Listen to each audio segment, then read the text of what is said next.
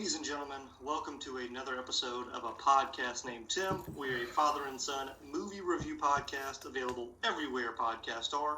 Whatever platform you're using, please like, share, subscribe, review, all that good stuff. And of course, we are available on YouTube as well. So if you go to YouTube and type in a podcast named Tim, you can see Mandalorian reviews, Power Rangers reviews, and other wonderful things coming to the show. Again, same thing there. Like, share, subscribe. If you want to interact with us on social media, you can do so on Facebook, Twitter, and Instagram. Again, that is Podcast Named Tim. And last place, podcastnamedtim.com, where we have a giant wall of every movie we've ever reviewed and links to every episode in the archives. So, I am Zach. Dad, how are you today, good sir? I am doing fantastic. Well, we are behind the curtain. We're testing out some new stuff here. And I realized that I now have two different things of where I should be looking, and I'm deciding where I should look. Look wherever you want to look, because we can look only as we can look. Absolutely. I should say, before we get far into it, today we are doing kind of a political episode in some respects. As everyone knows, there was elections in the United States of America. Election? What? Election? What? Congratulations to President-elect Biden and Vice President-elect Harris.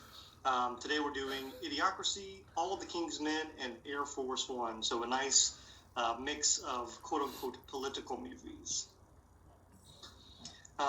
With that being said, yeah, what else? What's going on? What you been watching? Obviously, I watched Mando 2. I have my review up on YouTube, and it's on our Facebook page if you want to check that out. What did you think of Mando 2, Episode 2? I mean, again, I just love that show. They're just carrying on who I wish Jon Favreau had maybe done some of the last three movies.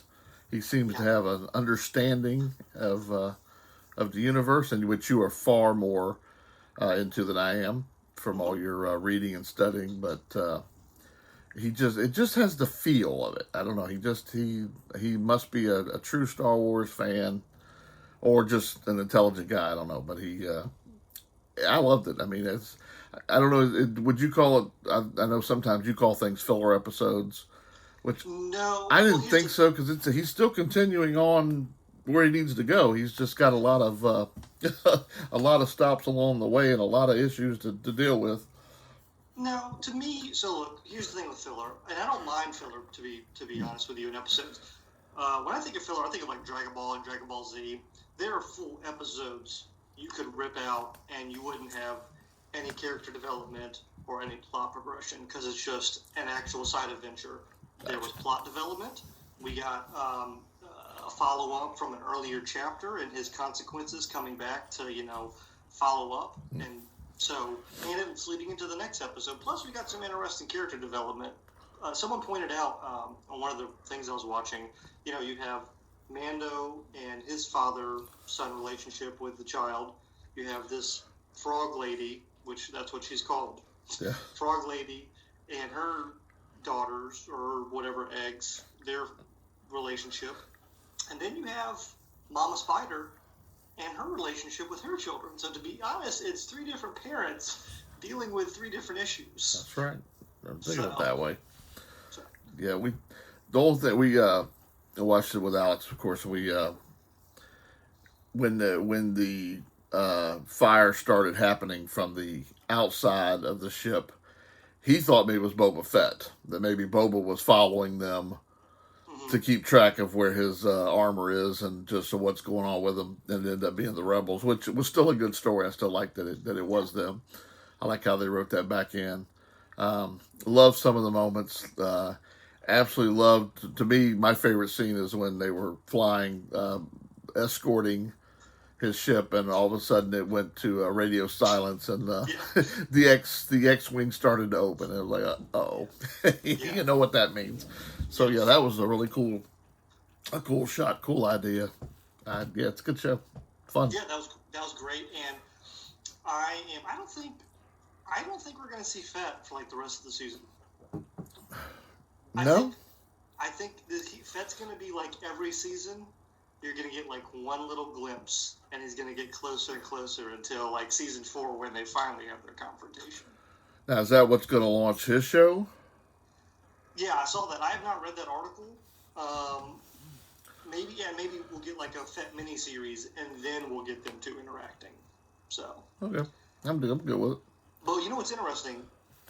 We got, an Obi-Wan show coming, obviously set on Tatooine. I'm assuming if a Fett show comes, it's going to be set on Tatooine, and The Mandalorian has at least one episode, it appears, this season on Tatooine. Look, there are other places in the Star Wars galaxy than Tatooine. Well, yeah, and the fact that they're filming in a complete green screen studio with floor, ceiling, and walls completely covered. They can go anywhere they want in the click of a computer button. So, I'm sure eventually they'll. Which this planet that they ended up on, not sure where that is, but I don't either. It was so in the trailer when I saw the trailers, I predicted it was going to be Ilum, which is where the Jedi would take younglings to get their lightsabers, the crystals. That was like their little trial, and it hasn't. I don't think it's been officially confirmed yet. It's actually what they ended up turning Starkiller Base into. Was the same planet, and that's where I thought we were going when we saw the trailers for Night's Planet, because it makes sense for the Jedi connection and the Force and everything. Right. But, and of course, I immediately think Hoth. So. Yeah, that's what most people. Yeah, everyone was like, it's either Hoth or Ilum, and of course, it was just another ice planet. And we loved, but just craziness that Yoda baby or whatever we're calling it yet, the child, whatever it is, kept eating the eggs.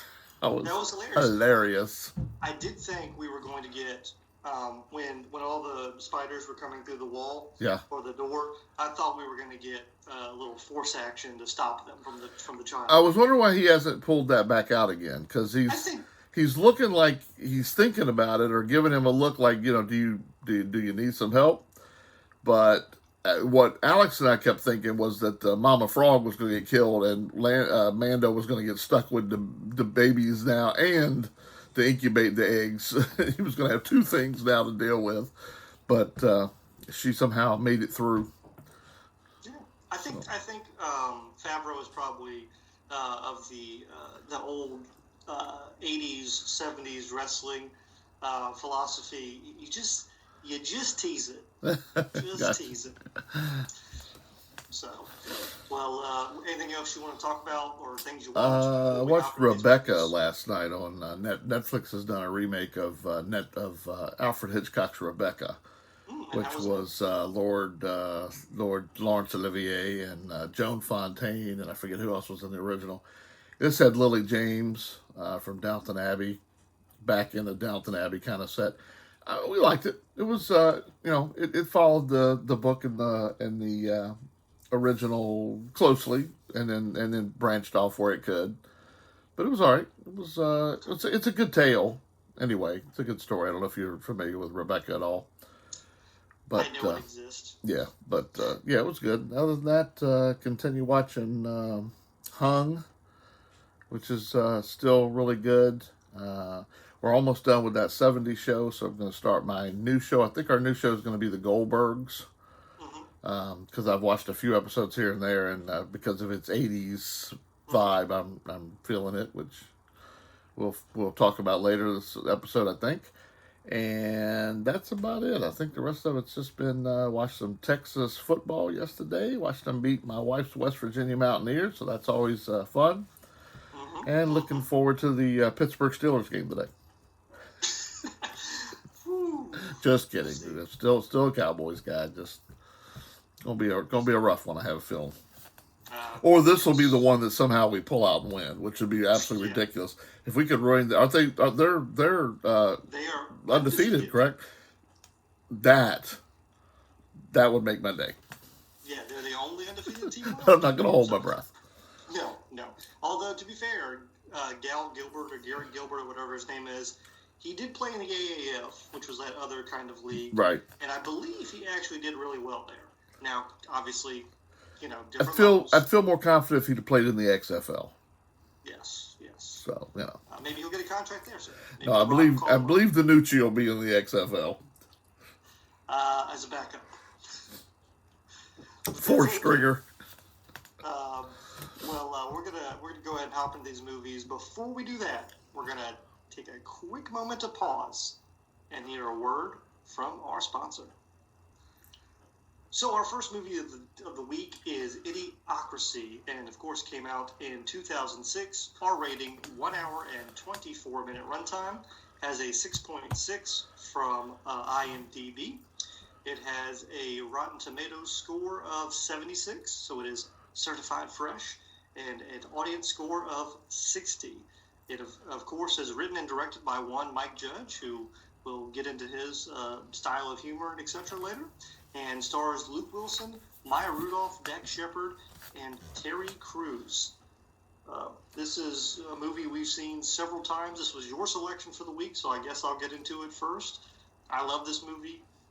I'm a sucker for satire in general, and political satire especially. Is right in my wheelhouse. Mr. Judge, of course, has done a number of projects. King of the Hill, obviously, probably, I don't know if that's his most famous, but he's done a lot of stuff in the comedic field. That's probably his most longest running thing. I'm trying to pull up his page. Yeah, I'm trying to remember exactly what all he's done. He's done a lot of different things, but this movie is a great... I like it because it's kind of a dystopian movie, but it's not the normal, there's no more water, or there's no more sand, or there's no more this. Right. The robots have taken over. It's just human beings have continued their trajectory. There's no more intelligence. Yes, and that has caused things to not go well. And all we need is electrolytes. So, what did you think of Idiocracy? It didn't hold up on the third viewing. Okay. I'm just kind of tired of it. It was great. It was still fun. I still remember how original and how I laughed at the first one. But now, by the third viewing, now I kind of know what's happening and where it's going. And it didn't really hold up for me quite as well. Look, again, I thought it was a movie we needed to touch on under this the political episode. Mm-hmm. I wish I'd have picked something we hadn't seen before. Right. But, again, everybody's performance is good. Maya Rudolph is fantastic. She's hilarious. Terry Crews is great. Dak Shepard is always funny. To me, I think Dak Shepard's funny. Luke Wilson's his normal annoying kind of self, but for this it worked perfectly. Story's good. I like the little silly stuff, the Costco references, and that's where you get everything, and how dumb people are, and how it was okay. It went from really good, and then I liked it, to now that's okay. Watch it, definitely watch it, but don't watch it over and over and over again. For me. Right. So Mike Judge also did Office Space, yes, and is one of the writers, of course, of Beavis and Butthead. So I started to ask if he was Beavis and Butthead. Yeah. So Beavis and Butthead, King of the Hill, Office Space, and Idiocracy. That's a pretty good record. Not too bad. I love this movie. It's once a week I quote this movie, and the quote I use it every time. Someone says something and I go, I like money, but I do it in the proper inflection, of course, and I do it at least once a week.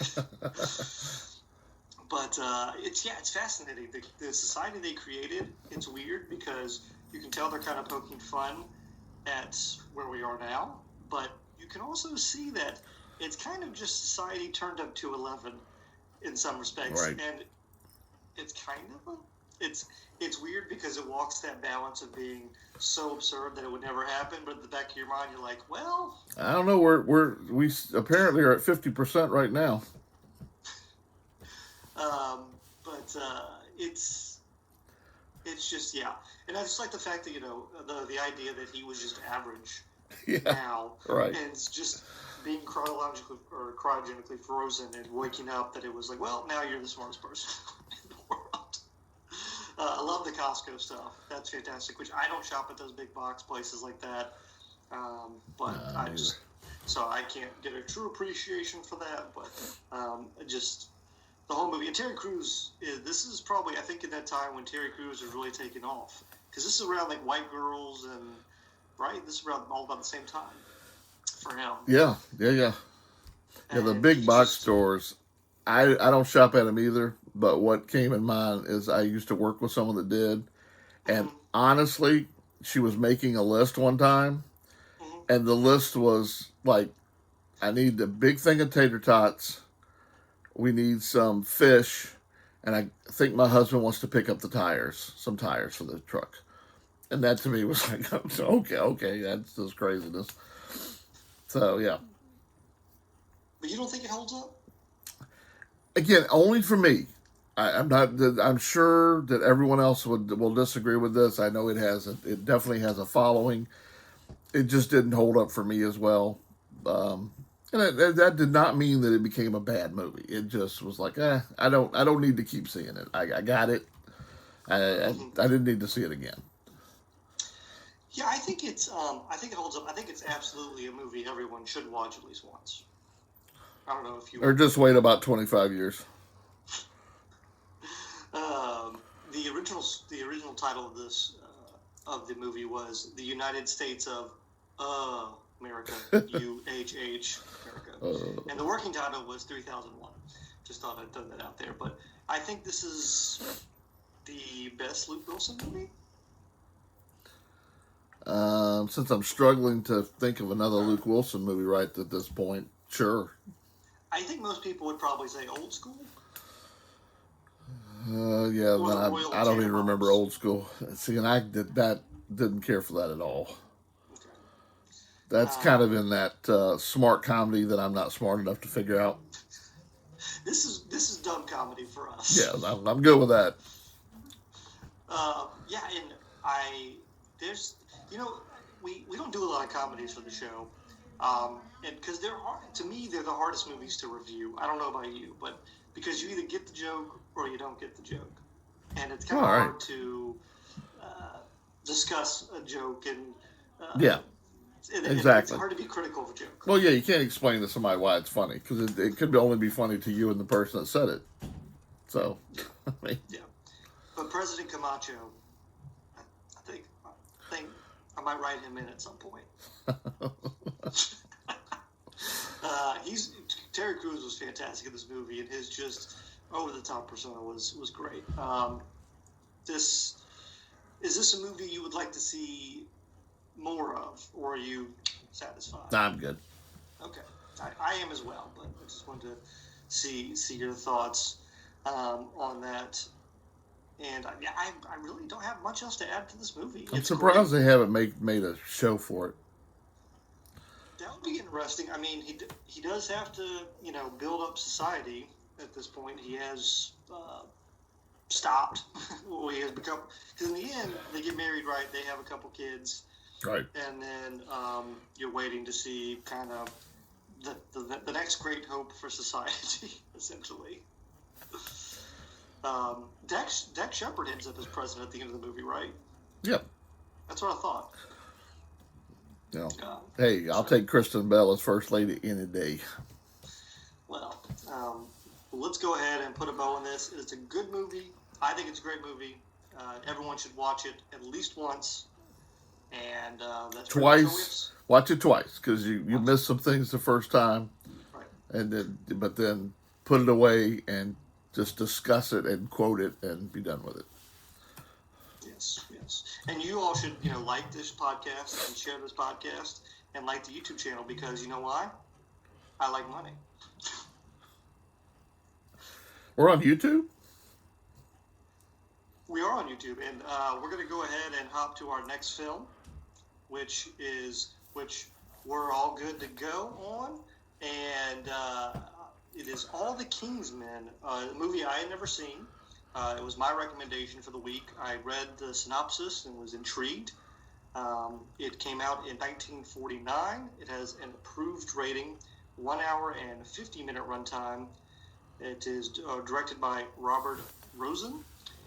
Stars Broderick Crawford, John Ireland, Joanne Drew, John Derrick, except Mercedes McInbridge. Sure. That's how you say that? Why not? And it's the story. It's the rise and fall of a politician who starts out with good intentions and maybe doesn't end up that way. It's a tale as old as time.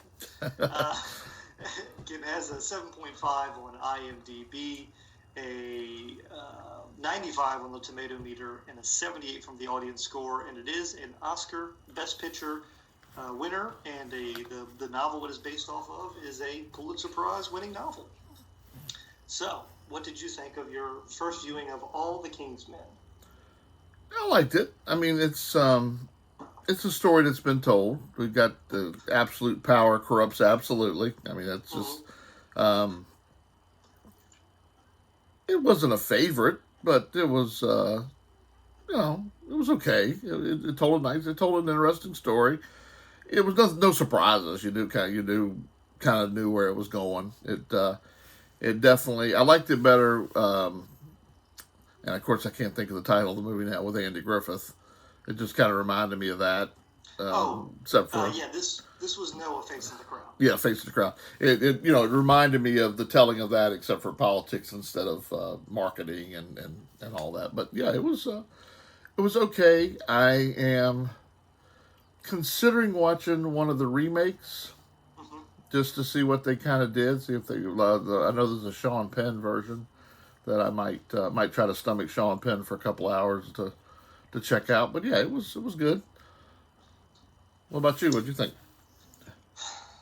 I thought there were some good ideas here. Yeah. And I thought when Broderick Crawford was on screen playing Willie Stark, that was the best part of the film. Oh yeah. It's a one scene movie to me, and I'll discuss that scene. But I just my issue was the John Ireland character, Jack Burton. I did not care about his character at all. I wanted to see more of Willie Stark. I didn't care about any of the side stuff and the people he was impacting. I just wanted to see Willie Stark, and I thought that the movie jumped around a little bit. It seemed disjointed as far as the time jumps, and disjointed as far as the he's good, now he's bad. Right. And we didn't get to see that slow burn into falling, and it's because they wanted to focus so much time on the other people and their relationships. Yeah. And I would have preferred more Willie Stark. Yeah, they rushed somewhere. They all of a sudden got, I don't know if this was maybe it was so much in this novel that they just couldn't quite figure out how to get it in, and filmed a whole lot of scenes, and then decided, oh crap, forgot we're supposed to have this guy turn. But yeah, I mean, because it just seemed very abrupt. That was my issue. Definitely. I see where you're going with that, and now that I'm thinking about it, yeah, it did kind of come out of nowhere. I mean, you saw Lonesome Road, you saw kind of slowly start buying into his own self and his power and his thing. Yeah, this one was like, I'm a good. Oh, bad guy.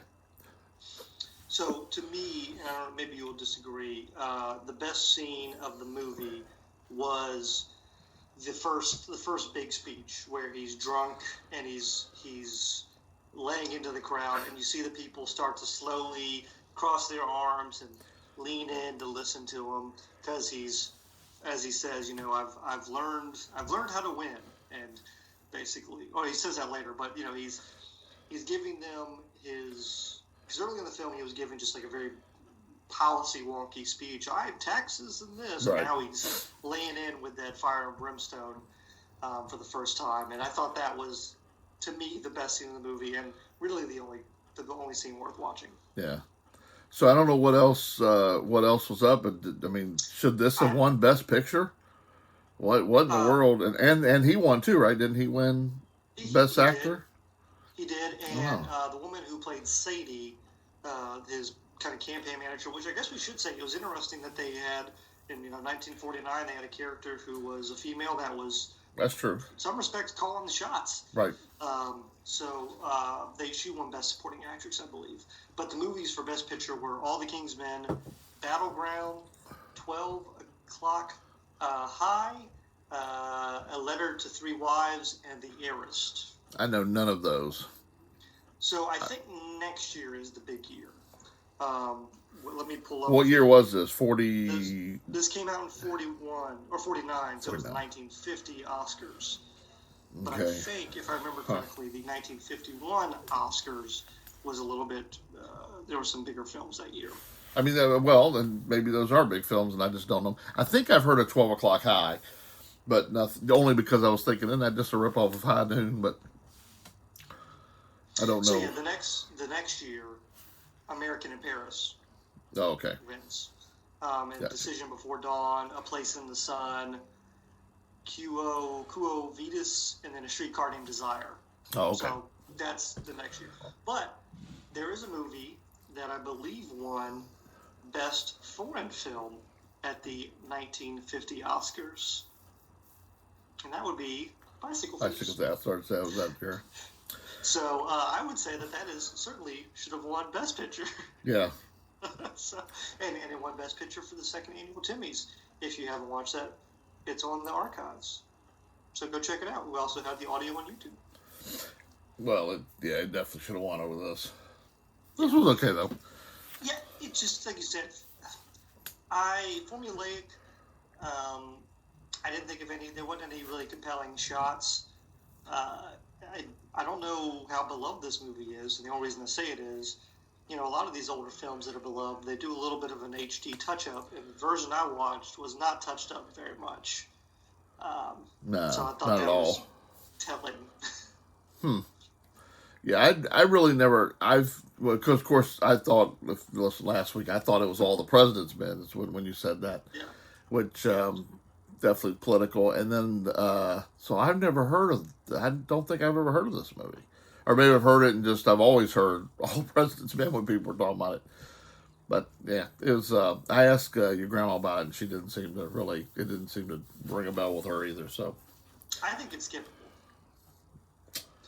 Yeah, just watch Facing the Crowd. Yeah. Watch Facing the Crowd, I know you might disagree with me on this, watch Citizen Kane. I mean, it was the same kind of movie, yeah. Yeah. So, and it was probably, was it better than Citizen Kane?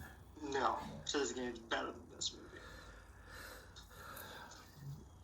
It has much more interesting shots. I just feel like I'll sell out if I say that, so I'm going to leave it alone. Yeah, don't. I'm going to carry my banner in and say, never watch Citizen Kane or this. Well, that is All the King's Men, again, winner of Best Picture. They're not all actual winners. And with that, we're about to hop to our next film.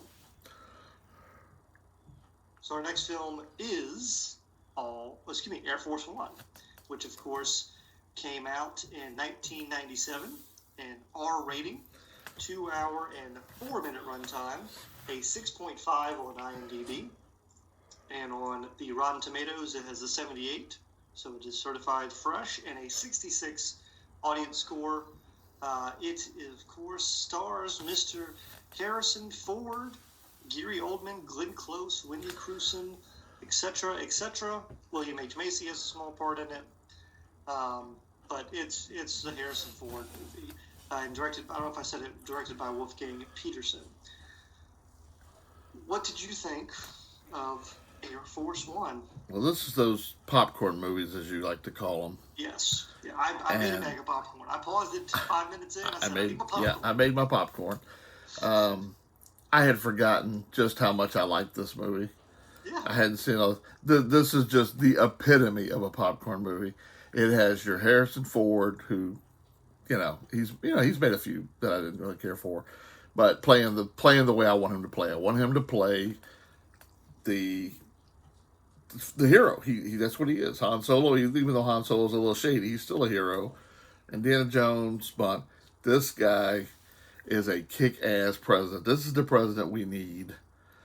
He's just, I don't know, it's just a great character. It's a silly movie. There's some absolutely silly shots, back of planes opening and people not being sucked out, and I don't care who you are, you're not hanging on to a little strap flapping out of the back of a plane and not letting go. But I didn't care. I think that was awesome. Of course, the line of "Get off my plane" is just fantastic. I just wanted that forever. I always thought it was "Get off my damn plane." You know what? And I did too. I thought there was okay, then you know what? Maybe something's been done to that because I thought it was too. I had forgotten Gary Oldman was in it, to be honest. Who is fantastic whenever he wants to whatever he wants to play, he's going to play it. But I like his bad guys much better. Like I can't stand him as in Batman. He's just not. He's not Commissioner Gordon. Come on, he's a bad guy. Gary Oldman was sadistic in this, and it was great. He was very sadistic. He was a great villain, and a great foil for Harrison Ford's President Marshall. Before we get into the actual film, I should say I did look up some interesting trivia. Around election time, a lot of media sites typically put up their own little election polls for all of the fake presidents that have been in films. And President Marshall typically wins these polls. And I would say that President Marshall should not win those polls because the person who comes in second typically is the man who would be my president.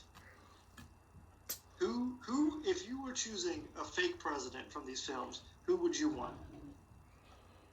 Oh, there's so many of them. Well, I kind of like the designated survivor president with Kiefer Sutherland, but I can't think of his name. I don't want Frank Underwood. I don't know if you would, people that watch that, but I mean, I'm fine with Marshall. So who? There's an obvious one you're missing, sir. Oh, I'm sure there is. President. There's only one president who has united the world for one cause. And he said that together, today is the world's Independence Day. Oh, and that's no. President Whitmore. No, Bill Pullman was a horrible president. He was lame. Hey, as I pointed out in the film, we were watching it, President Whitmore didn't need assistance to fly his fighter jet, unlike President Marshall, and he took on an alien invasion. President Whitmore. I'm gonna go President Marshall all the way. So we're gonna put up a poll. That's the only two choices though. We're gonna have a runoff and see who votes.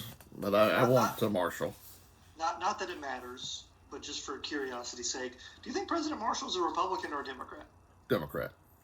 You think so? Yeah. Just because Harrison Ford refused to play Republican? Probably. No, I don't know because they don't get into any of his policies. I mean, he kind of. I just was curious. Yeah, I'm not sure who that would. I'm going more on the fact that he actually had a woman vice president, and his. Comment on that. Yeah, I don't know. Okay. Well, yeah, I know this is a great film. Like you said, great popcorn film. Kind of a Die Hard film. It's Die Hard in a play. Oh yeah, absolutely. It ain't Die Hard. It ain't Die Hard. No. But it's good. But he's sneaking around and he's staying stealth, and we don't even know it's the president doing this at first. And yeah, it was shocking. I mean, and it wasn't for any other reason. It was his family. I mean, he was a complete. It wasn't like he was doing this for his nation or anything like that. I thought it was. I wonder. I mean, if things got changed or how much.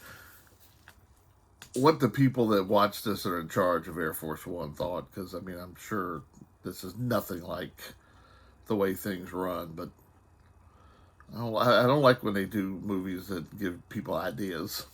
Yeah, well, President Clinton actually is a fan of the film. Of course, he was president when it came out, and actually President Trump is also a fan of the film. But Clinton said he had commented and said that the parachute thing that the little pod that they launched, he's like, yeah, that doesn't exist. So I wouldn't have thought so. Yeah, he was like, no. But does it now? Maybe it was a good enough idea where, hey, that's not too bad idea. That's right. Sometimes art influences reality. They need a transporter. But no, it was a really good film. I enjoyed it. It was what it was, obviously. turn your brain off, watch Harrison Ford beat up some people. There were a couple of very funny things that I don't want to say took me out of the movie, but just interesting. One was came out in 1997. A few months before this, another plane-based film came out that we reviewed. Con Air. Con Air came out the same year, like a couple months beforehand. Got you. This was at the time that year it was the fifth grossing highest film of all time, or that movie, or that year, excuse me. It was the number one grossing R-rated film of the year, and actually at the time was the number one highest grossing R-rated film. It took off the vampire movie, The Interview with a Vampire. And obviously that record's been broke several times over at this point. But it was funny though, because there were two things. One was a connection to Con Air. When the president has his first interaction, when they're in the luggage area and he's pointing the gun at him, right. Immediately in my brain I went, put the bunny back in the box. And the other thing was, what was hilarious, typecasting Harrison Ford, of course, was, he's sitting in the cockpit and he's talking to people about what to do, and I'm like, Han Solo doesn't know how to fly this? I know, right? What's going on? And where was his whip? He could have pulled some guns out of people's hands with his whip. Yeah. So it was a really good movie. Gary Oldman in some respects I think Gary Oldman was probably better than Harrison Ford in this, just because he was so sadistic. Yeah. But he had no problem shooting people, that's for sure. No. But there's that great line where he shoots the national security advisor, and he says, he's a very good negotiator. He bought you 30 more minutes, which was the time to go. That was great. This is I would say a must-watch, a popcorn film, no doubt. But a good movie, and this, just fun. Of course, a lot of fun. It's interesting because we're in that time where we haven't made the switch over. I thought this was interesting. For the longest time, it was always the Russians were the bad guys in films, and then we switched over to more Middle Eastern foreign villains, right. And we were still in that. I can guess when the shift happened, but it was interesting that we were still in that. Russians are the bad guys in films. The Cold War was still dying down. Yeah, so very, very interesting. Yep. It was fun. Anything else you want to add to this wonderful movie? Nah, just, it is what it is. It's just nothing but a 2-hour hero takes out the bad guy. Just happens to be the president this time. But it was good. It was good. It was fun. Liked seeing it. Well, that works for me. Well, let's go ahead and hop into our last little bit here, which is, of course, the movies for next week. Next week, we're going to be continuing our march through the decades. We took a quick pause, in October, so we could just focus on just Halloween movies and not be constrained. But back on the march to do the 80s now, and our main feature is the golden era of cinema. You would say it is up there. But our main feature is going to be a movie that is synonymous with the 80s and probably in some respects the very definition of 80s films. We're going to be doing The Breakfast Club as our main feature. Your sister and I's favorite movie together. It is a great film, and I'm curious. You seem to be struggling when I made you the suggestion because there's so many great films to choose from. What did you decide to go with?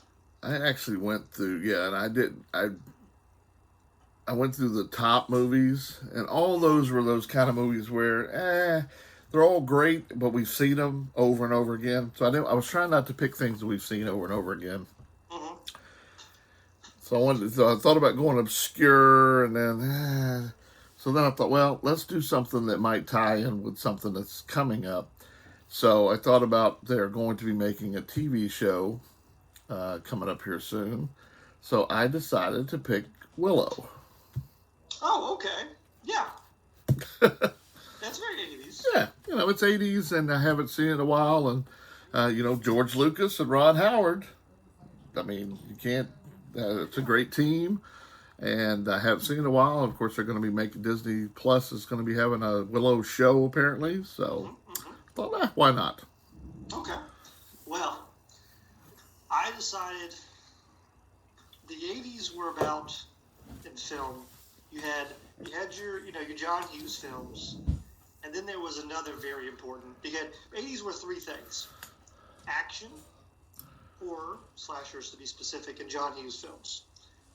We just got done with Halloween, and the other one's John Hughes film, so I wanted to go action. And there are only two gentlemen that I could look at that epitomize the 80s cinema, and that was Stallone and Schwarzenegger. Yep. And last year, we kicked off one of the beginning of season 2 with The Terminator. So I thought we should only pay respects to Mr. Stallone this year. And we're going to go with First Blood.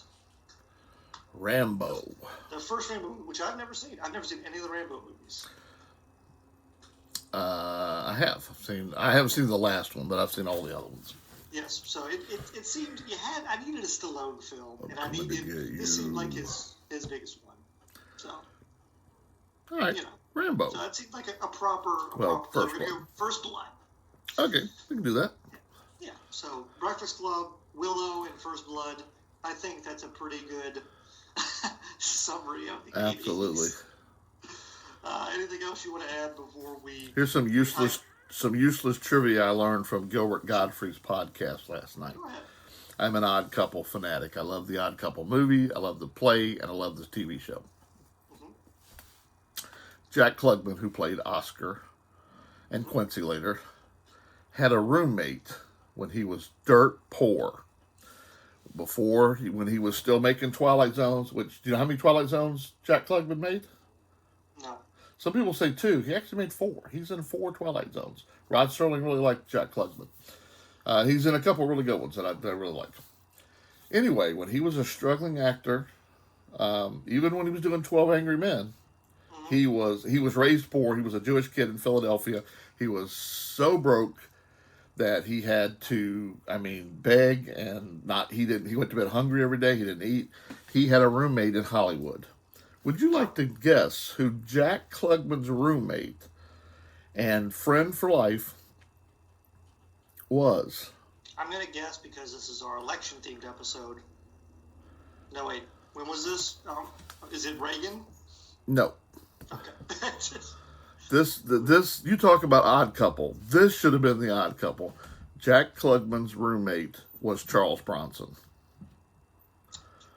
Charles Bronson and Jack Klugman lived together and were friends and roommates for years. And starving artists, starving actors. I find Charles Bronson and Jack Klugman the craziest pair of people to put together. But there you go. There you go. Just a silly bunch of trivia. The whole show's silly.